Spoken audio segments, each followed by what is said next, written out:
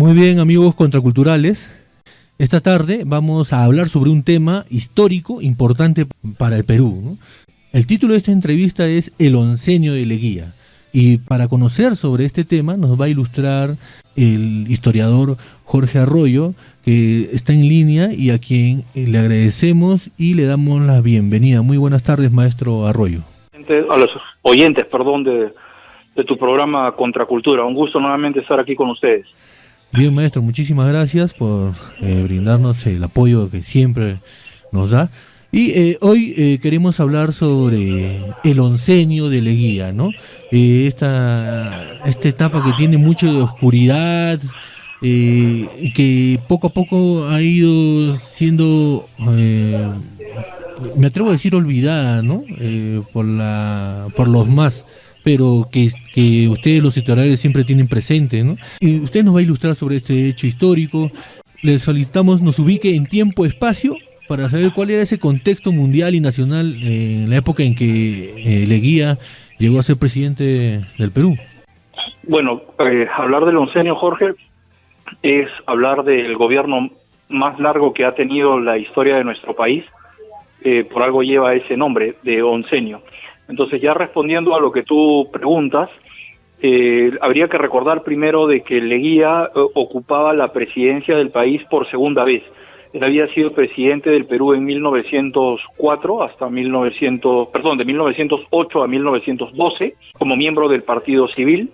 Y para poner algunos antecedentes de Leguía, él no era parte de la élite de la aristocracia peruana, sino él era un chiclayano que había participado en la guerra con Chile, estuvo en la defensa de Lima, y que luego él, gracias a un matrimonio con la señora Julia Swain, él logra acceder a este círculo tan cerrado que era pues el de las grandes familias del Perú. Ahora, lo que está pasando en 1919 es que el Perú está saliendo del último gobierno civilista de José Pardo y Barreda, y a nivel mundial la Primera Guerra Mundial ha terminado, valga la redundancia. La Primera Guerra Mundial ha llegado a su fin, y eso significa para el Perú el término de un ciclo de cierta bonanza económica, que ya se estaba sintiendo con bastante fuerza esa finalización por las protestas de los primeros obreros que hay en nuestro país, concretamente en la ciudad de Lima.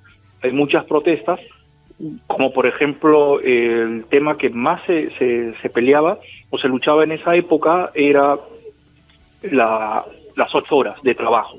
Uh-huh. Hay que recordar que durante los inicios del siglo XX o finales ya del siglo XIX, en el Perú se trabajaba como a nivel mundial, ¿no? En las pocas fábricas que habían, 12, 14, 16 horas diarias. No existía la figura ni del feriado ni del día domingo. Uh-huh. Entonces, en esta situación es que se convocan elecciones en 1919 y candidatea, como podríamos decir ahora, como un candidato independiente, el señor Augusto Bernardino Leguía y Salcedo.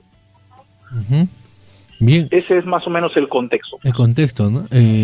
Nos estaba hablando de esto de las 8 horas, ahí tiene que ver también esto del anarcosindicalismo, y las ideas de González Prada y todo esto, ¿no? O sea, ha sido una época dura, convulsa, de luchas. Y antes de que usted nos siga ilustrando, usted nos ha contado que él ha tenido 2 gobiernos, es decir, él ha gobernado por 15 años al Perú. Claro, en 2 periodos, ¿no? Del 8 al 12 y del 19 al 30, pues, ¿no? Esos son los 15 años que gobernó este señor, y nadie pues ha gobernado tanto como él, pues. Uh-huh. Más bien, ahí hay un dato que quizás deberíamos profundizar un poco, uh-huh, en el sentido de que ideológicamente hablando, en el Perú los primeros movimientos políticos de protestas no son ni socialistas ni comunistas, sino son como tú muy bien has mencionado, es el anarcosindicalismo, teniendo como figura principal a Manuel González Prada, también otro combatiente de la guerra con Chile, quien funda, por así decirlo, este movimiento político de la Unión Cívica Radical, uh-huh, en nuestro país, pero no tuvo muchos adeptos, y sobre por qué las ideas anarcosindicalistas no tuvieron tanta pegada y sí las tuvieron cuando ya aparece Mariátegui o Haya de la Torre con el socialismo y el aprismo, es todavía una cuestión que los historiadores están tratando de dilucidar, ¿no? De por qué razón los primeros obreros que se convierten al anarcosindicalismo, a esta situación o a esta corriente de protesta contra la burguesía, vamos a decir, la burguesía naciente que hay en el Perú, ¿por qué no tuvo tanta pegada? ¿Por qué no continuó? Y debe haber sido en gran medida porque González Prada, si bien es cierto, era un ideólogo, un hombre de letras, no era pues la figura de un caudillo, no tenía un arrastre, por así decirlo. Pero es importante, vuelvo y repito, remarcar ello, ¿no? Como que el primer antecedente a una ideología en favor de las clases explotadas, de los obreros, fue el anarcosindicalismo y no el aprismo ni el socialismo. Pues no, eso vendría más bien ya se daría durante finalizando su... Creo que eso ha quedado claro, ¿no? Para los amigos contraculturales, ¿no? Busquen ahí, digiten en Google anarcosindicalismo, no narco, sino anarcosindicalismo, ¿no? Claro. Muy interesante, también eso es un tema para hacer una entrevista también, maestro. Claro. Es grande ese tema e importante, ¿no? Augusto B. Leguía, ya nos ha contado de que él no era aristocrático, ¿no? Pero ¿cómo así llega a ser entonces presidente de la República, viendo pues las épocas en que se vivían, ¿no? Que se tenía que tener una fuerza, un respaldo de las familias que siempre han gobernado el Perú. Bueno, como te mencionaba hace un momento, les comentaba a los amigos radioescuchas, él se casa con esa señora Julia Swain, y eso es lo que le permite a él el ascenso social, ¿no? Esta señora sí era parte de ese círculo de familias poderosas, y él ingresa, o más bien dicho, el matrimonio le permite a él ingresar al círculo del partido civil. Entonces, ahí en el partido civil, a inicios del siglo XX, sufre una ruptura generacional. Lo que pasa es que, a ver, si recordamos un poco, tratando de de ir algunos años hacia atrás, cuando Pardo, el fundador del Partido Civil, muere asesinado en 1878, el partido no logra reconstituirse. ¿Por qué motivo? Porque al año siguiente se viene la guerra con Chile. La guerra con Chile impide el desarrollo de los movimientos políticos en el Perú, y lamentablemente cuando la guerra termina, porque hay que recordarlo, la guerra termina en el 8-3 y recién los chilenos se van en el 8-4, porque están apoyando la figura del coronel Iglesias. Ahora, Iglesias se enfrenta al coronel Andrés Avelino Cáceres, y eso nos lleva a una guerra, ¿no?, de aproximadamente un año y medio más, y luego tendríamos una inestabilidad política hasta 1886. Entonces los partidos políticos están desactivados. Ahora, se reactiva el partido civil bajo la figura de Manuel Candamo, y con él surge que es de la generación del fundador de Manuel Pardo, y va a haber un enfrentamiento a finales del siglo XIX, inicios del XX, entre los civilistas de la vieja guardia frente a la gente joven, y en ese grupo de la gente joven del Partido Civil está el propio José Pardo Ibarreda, hijo del fundador, y Augusto B. Leguía. Entonces, para resumir la idea, podríamos decir de que Leguía se casa, entra a este círculo cerrado de la aristocracia peruana, pero en realidad lo que le permite el ascenso político es ingresar al Partido Civil, estar en la facción que defiende un nuevo civilismo con José Pardo a la cabeza, y ojo, tanto Pardo como Leguía no son improvisados, han tenido ya experiencia de ministros cuando han asumido en su respectivo momento la presidencia del Perú.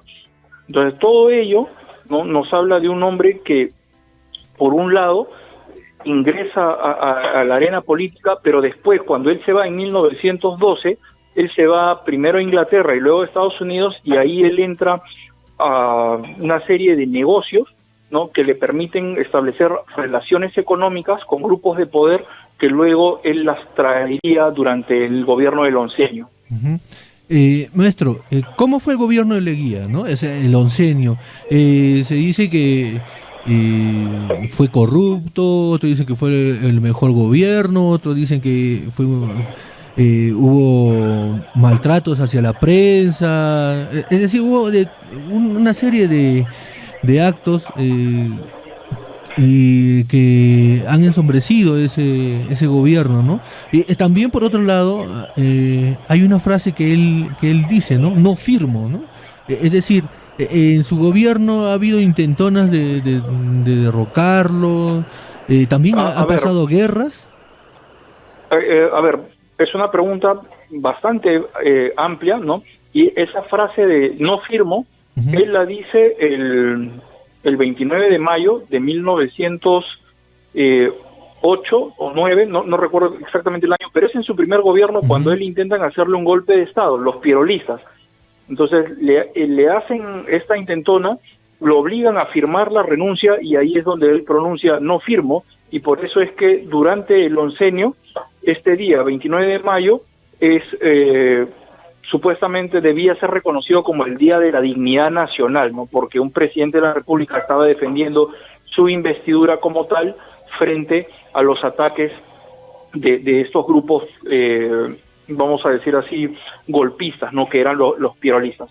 Ahora, por otro lado, esta pregunta que tú me dices de cómo calificar al oncenio de Leguía, o sea, como todo gobierno, ya tiene cosas buenas y también tiene cosas malas. Ujú. Ahora, hacer un balance, eso ya depende de cada persona, ¿no? Ahí, últimamente, a partir de esta década del 2010, han habido varias publicaciones de no intelectuales en pleno sentido de la palabra, pero sí entusiastas de la historia que han tratado de dar una nueva imagen al gobierno de Leguía, ¿no? De que él más, al final, por ejemplo, él cae derrocado porque fue una víctima del sistema.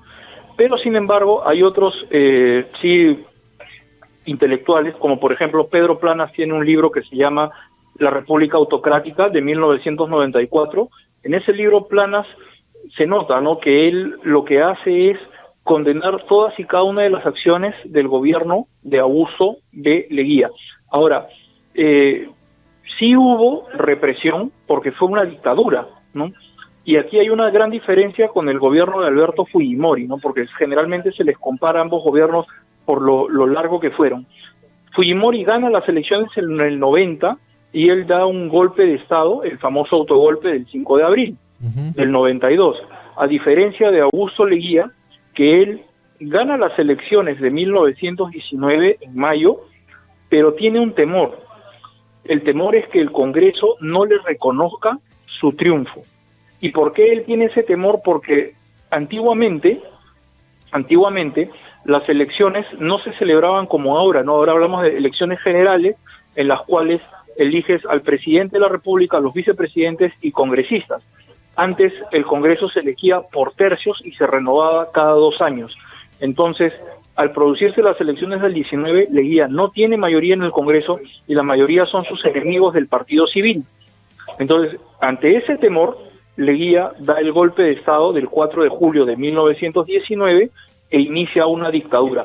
Ahora, como todo dictador, necesita que las reglas del juego estén a su favor y para eso él convoca a una asamblea constituyente, vale decir, un grupo de notables elegidos por el pueblo que se encarguen de elaborar una nueva constitución, que termina siendo la constitución de 1920.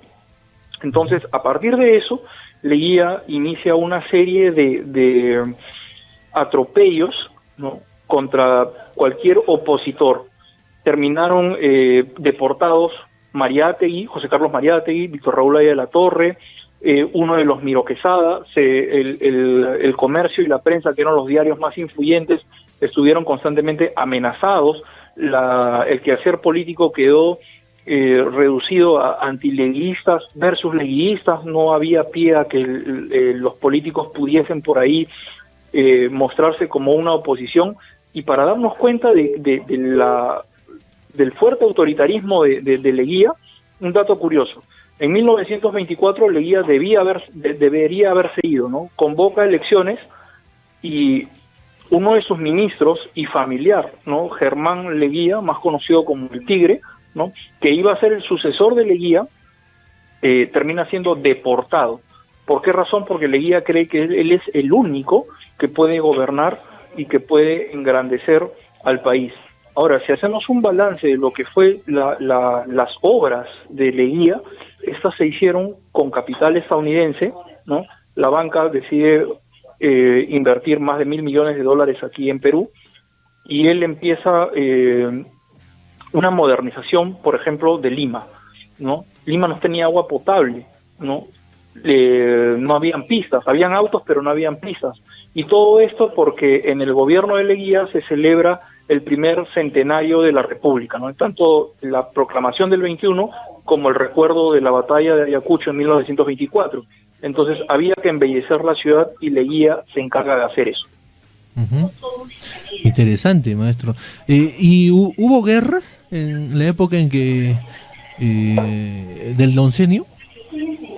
No, a Leguía, por ejemplo, no se le acusa, o algunos sí lo hacen, y mientras que otros lo defienden, ¿ya? Del hecho de decir de que en el gobierno de Leguía se cerraron las fronteras del Perú, excepto la ecuatoriana.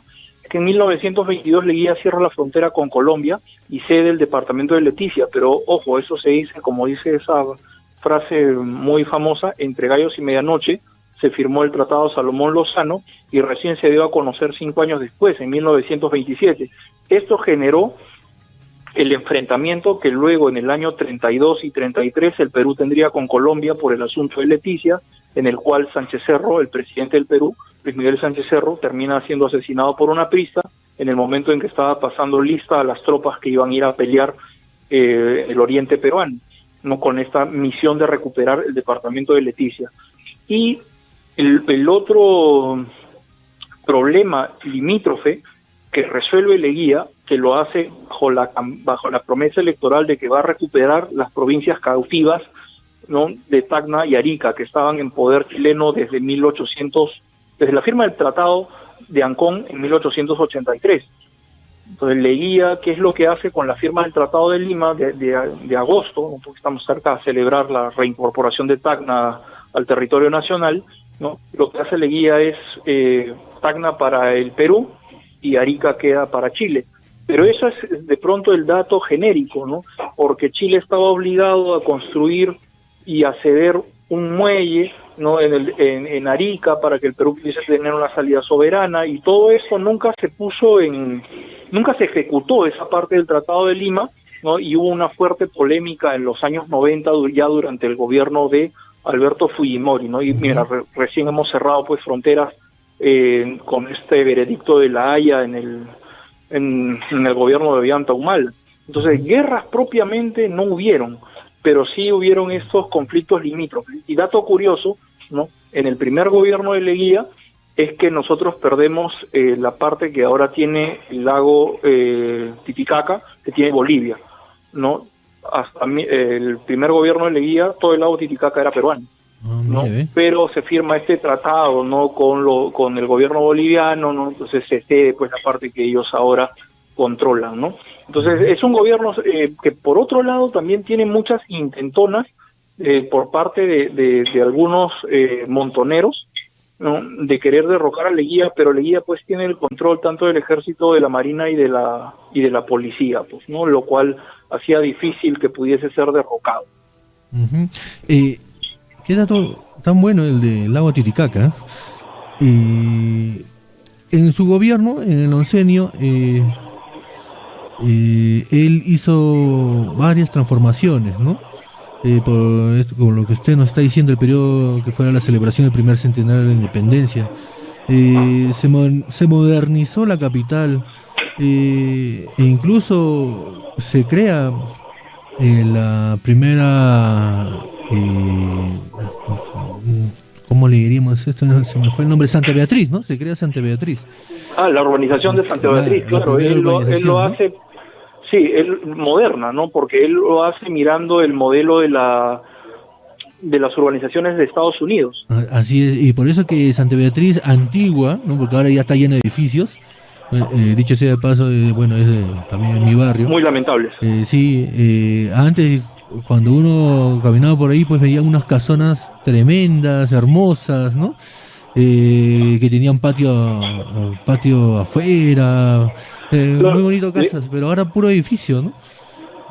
Y edificios de mal gusto encima. Así, Bueno, lo que horrible, ¿sí? hace, no, lo que hace Leguía, lo que pasa es que, a ver, si nos ponemos en el contexto, en 1919 Lima terminaba en lo que hoy en día es el Paseo Colón, ¿no? Del Paseo Colón hasta Miraflores, todo eso era lo que el Parque del Olivar, y estaba lleno pues de algunas haciendas. Entonces, esto es más un rumor, un mito, ¿no?, de los que nuestra historia siempre está lleno, pero dicen que cuando Leguía se fija pues la idea de poder construir la avenida hoy en día llamada Arequipa, pero que en realidad el nombre es la avenida Leguía. Leguía dijo que a estos brutos, ¿no?, por los hacendados, yo los voy a hacer ricos, quieran o no, ¿no? Porque Leguía entendía que la modernidad estaba en las vías de comunicación. Entonces es por eso que se traza esa enorme vía de 6 kilómetros que es la avenida Arequipa, que une el centro de Lima con Miraflores. Y no solamente es esa avenida, la avenida del Progreso, que hoy en día es la avenida Argentina, y la misma avenida Brasil, que une el centro de Lima con Magdalena la Vieja, ¿no?, lo que hoy día vendría a ser Pueblo Libre, y Lima con el Callao, son avenidas que se le deben pues a este señor que era presidente, y que muchos han dicho que más que presidente parecía un gran alcalde, ¿no? Un gran alcalde por las preocupaciones estas de urbanizar. Urbanizar, ¿no? Sí, eso es innegable, ¿no? Incluso ya más adelante vamos a tocar el tema, creo, que hay esta cultura en el Perú. Tal vez sea universal, no lo sé, pero esta cultura de destruir todo lo que hizo el gobierno anterior, ¿no? O no terminar lo que hizo el gobierno anterior. Pero en el caso de Leguía es particular, pues porque destruyeron, así como dice la palabra, destruyeron, desaparecieron cosas, ¿no? Cambiaron de nombre a avenidas, a obras que él hizo, todo por odios políticos, ¿no? Maestro, en el oncenio, en el gobierno de Leguía, este hombre es tenido casi mesiánicamente, ¿no? O él se siente una especie de mesías, ¿no? A su alrededor hay ese halo. ¿Qué nos puede decir al respecto? Sí, lo que pasa es que tú sabes, Jorge, estimados oyentes, ustedes saben de que los grandes personajes siempre tienen pues grandes adulones, ¿no? Entonces el poder dicen que ciega, y a Leguía, por ejemplo, se le llamó pues el titán del Pacífico, ¿no? Júpiter. Se le comparó, por ejemplo, hay si hay el siglo de Pericles en la antigua Grecia, entonces aquí hay el siglo de Leguía, pues, ¿no? Porque, vuelvo y repito, ¿no? Estos personajes suelen tener un ego inmenso que es alimentado también por los adulones, por esta gente, pues, que también quiere lo suyo. Entonces, Leguía desarrolló, pues, esta imagen propia del dictador autoritario, y que también se siente un iluminado, ¿no? Un tocado por Dios. Por ejemplo, él se autoproclama pues patrón de la raza indígena, ¿no? Algo, y eso, bueno, en ese punto ahí sí Leguía tiene algo que yo juzgaría como que a su favor, ¿no? Antes de Leguía la figura del indio estaba olvidada, ¿no? Entonces Leguía crea el 24 de junio, el Día del Indio, como una manera de reconocer la labor de los campesinos. Y por otro lado, la Constitución de 1920 reconoce a las comunidades indígenas, ¿no? Algo que, o sea, como que son peruanas, ¿no? O sea, imagínate, 1920, estamos hablando de 100 años después de o 99, si somos exactos, de la proclamación de la República, ¿no? En que una Constitución por primera vez incluye a la población campesina. Y eso pasa con Leguía, ¿no? El problema con don Augusto es que sus enemigos políticos se encargaron de tumbarse todo lo que él había hecho, ¿no? E incluso se prohibieron que hubiesen pues colegios, avenidas, calles con su nombre, ¿no? Son muy raras hoy en día, que si uno saca la cuenta, ¿no? Que haya pues un distrito con su nombre.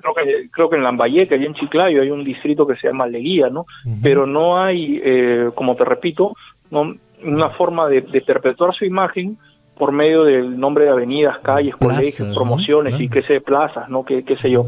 Ahora, Leguía era en ese sentido también, pues, todo lo que construía le ponía su nombre, ¿no?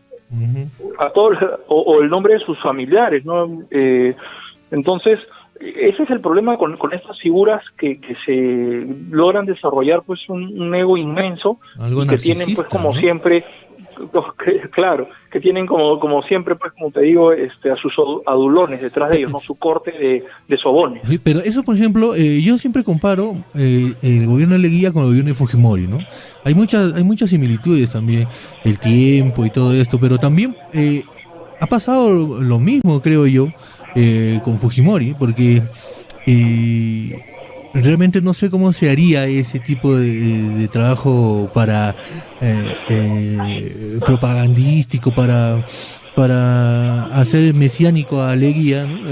Creo que sería un poco más puro en esa época, pero en el tiempo de Fujimori ya había algo ya más elaborado, ¿no? Yo recuerdo que en la televisión salía, por ejemplo, a hablar en algún lugar, en algún colegio, iba a dar algún mensaje Fujimori y estaba la imagen de Cristo en un lado, ¿no? Y al lado de la imagen de Cristo estaba la imagen de Fujimori, ¿no? Entonces eso es psicológico, ¿no? Eso es un trabajo que va a a la psiquis del ser humano. Y si tú estás viendo pues a Cristo al mismo nivel que Fujimori, ¿no? Eso es también un trabajo para mesianizar a las personas, ¿no? No, de hecho, pues, que lo que pasa es que en el Perú, y encima en el Perú de Leguía, con los sectores populares postergados, entonces es una carta que no tiene contra, por así decirlo, no es como el as, ¿no? Al as no le gana a nadie, en el sentido de que si tú llegas con el discurso a favor de los sectores populares, que es lo que hace Leguía en la campaña del 19 y durante todo su gobierno, es el primer gobierno, se puede decir que Leguía inicia el populismo, ¿no? Leguía inicia el populismo en el sentido de en darle el pues Perú, a la gente lo claro, que necesita, ¿no? claro. La construcción pues de barrios con electricidad, barrios obreros, por ejemplo el barrio de La Victoria es un barrio pues que es para obreros, construido en el segundo gobierno de Leguía. Entonces con Fujimori también ocurre lo mismo, ¿no? Es el discurso de que, mira, ¿qué ha hecho la derecha? ¿Qué ha hecho la izquierda? ¿No? Entonces yo te voy a dar, y eso te da un plus, ¿no? Porque cuando lo ejecutas y la gente que está esperando a un salvador, entonces lo reconocen, ¿no? Lo reconocen como tal y como un mesías, ¿no?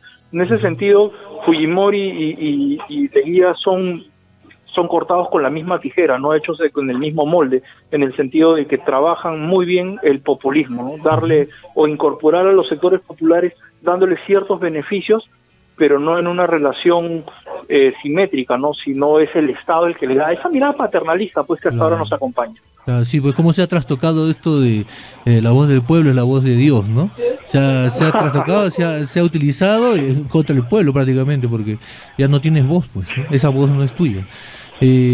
Maestro, ¿cómo termina el gobierno de Leguía y cómo termina él? ¿Eh? Bueno, el gobierno de Leguía,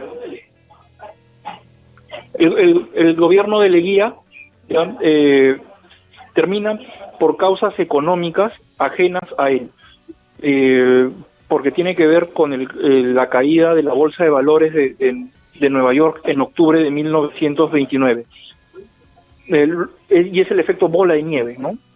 Lo que ocurre en Estados Unidos ocurre en Perú y empieza a darse, vuelvo y repito, este efecto bola de nieve. Ahora, ¿por qué hay esa relación? Porque Leguía es el que introduce el colonialismo económico o el nuevo imperialismo, ¿no? Que se estaba dando en esa época, al momento de que empezamos a ser dominados por el capital estadounidense, ¿no? Como había mencionado hace un momento, la bolsa de valores invirtió mucho dinero aquí en Perú, ¿no? Leguía pudo hacer muchas obras, pero ¿qué pasa cuando la bolsa de valores quiebra, ¿no? Entonces la repercusión se da aquí en Perú. Primero cierran las empresas extranjeras, luego empiezan a cerrar empresas nacionales, el sistema bancario quiebra, entonces tienes una masa laboral, ¿no? Tanto el sector privado como el sector público sin trabajo, y eso empieza a generar fuertes protestas que es en Arequipa. Ya estamos en agosto de 1930, donde se dan las protestas más grandes, ¿no? Y aparece la figura de este señor, el teniente coronel Luis Miguel Sánchez Cerro, quien desconoce el gobierno de Leguía y da un cuartelazo o un golpe de Estado, ¿no? Ahora, Basadre dice algo interesante, ¿no? De que no había ninguna otra forma, ninguna otra manera en la cual Leguía podía caer ni ser reemplazado, porque no habían instituciones políticas, no habían partidos políticos fuertes, ¿no?, que pudiesen tapar ese vacío, que solo los militares podían hacerlo. Uh-huh. Ahora, en Lima también la cosa es, no es que solamente en Arequipa se hayan levantado, Arequipa y Puno, sino que aquí en Lima también hubieron intentonas, y se nombra como presidente del Perú por un breve periodo, por un breve periodo, a Manuel María Ponce, quien es presidente del Perú durante tan solo 3 días, ¿no? Del 24 de agosto al 27 de agosto. Y luego llega Sánchez Cerro y María Ponce deja a un lado el cargo, no quiere que hayan divisiones dentro del ejército, y Sánchez Cerro es proclamado jefe de una junta de gobierno. Pero ojo, aquí hay algo sumamente interesante que a veces los historiadores, los profesores, se pasa por alto o no se hace el hincapié debido, ¿no? Manuel María Ponce era el jefe del Comando Conjunto del Ejército, o sea, tenía el grado más alto, y Sánchez Cerro no. Entonces, la presidencia del Perú le correspondía, ¿no?, a este señor Manuel María Ponce y Gruset, antes que a Sánchez Cerro. Pero como Sánchez Cerro tenía el respaldo de Arequipa, como tenía el respaldo, vuelvo repito, de Arequipa, y también tenía el respaldo de las masas, por ser de un origen más humilde, ¿no? Era un caudillo. Entonces, de esa manera, termina haciéndose la presidencia del Perú. Uh-huh. Y así es como termina el gobierno de Leguía, ¿no? Y él estaba con el permiso de Ponce, mientras es presidente, trata de salir del Perú, pero Sánchez Cerro lo manda a traer para que finalmente Leguía fuese enjuiciado, porque se crea un tribunal de justicia que encuentra, entre otras cosas, que sí hubo negocios turbios, pero que es el hijo de Leguía, Juan, el que estaría a cargo de estos manejos oscuros, no el presidente o el expresidente. Y mientras Leguía está esperando que se dé este juicio, que se dé el veredicto, él muere en el Callao, ¿no? Y muere en unas condiciones deplorables. Pues no se le respetó su investidura de haber sido, pues, expresidente, ni siquiera como persona, ¿no? Ni siquiera, y era un anciano, ¿no? Leguía muere, pues, enfermo de la próstata y en condiciones, pues, insalubres, sí, pues, en 1932. Esta es la historia repetitiva en el Perú, ¿no? Muchas cosas que pasan así, terribles. Y creo que hablar de la muerte de Leguía ocuparía también 1 hora, ¿no? Por lo menos, para hablar solo de la muerte de Leguía, cómo es que muere y todo esto. Es muy interesante todo lo que nos ha ilustrado hoy, maestro. Aquí nos están escribiendo, nos dicen, hablen de la revolución de los Gutiérrez, ¿no? De la rebelión de los Gutiérrez. Bueno, yo quiero tocar el gobierno de Odría, por ejemplo, ¿no? Que también es parte de la historia tremenda del Perú. Queremos agradecerle, maestro, realmente por el tiempo que nos ha brindado. Ya tenemos que volver a hacer un programa sobre Leguía, porque hay muchas cosas que dar sobre su historia, ¿no? Sobre la importancia, por ejemplo, que tiene Leguía, las consecuencias de sus gobiernos, y también, pues, ese proceso en cómo es que es detenido y cómo es que muere, ¿no? Estaremos reuniéndonos por este medio en una oportunidad cercana. Ok, Jorge, tú sabes que cuando quieras siempre estoy a disposición de poder compartir por la radio algunas reflexiones sobre la historia de nuestro país, y estoy siempre a la orden. Y saludos, pues, a todos los radioescuchas de tu programa Contracultura. Siempre es un gusto poder compartir contigo. Muchísimas gracias, maestro. Cuídese mucho y ya nos estamos escuchando.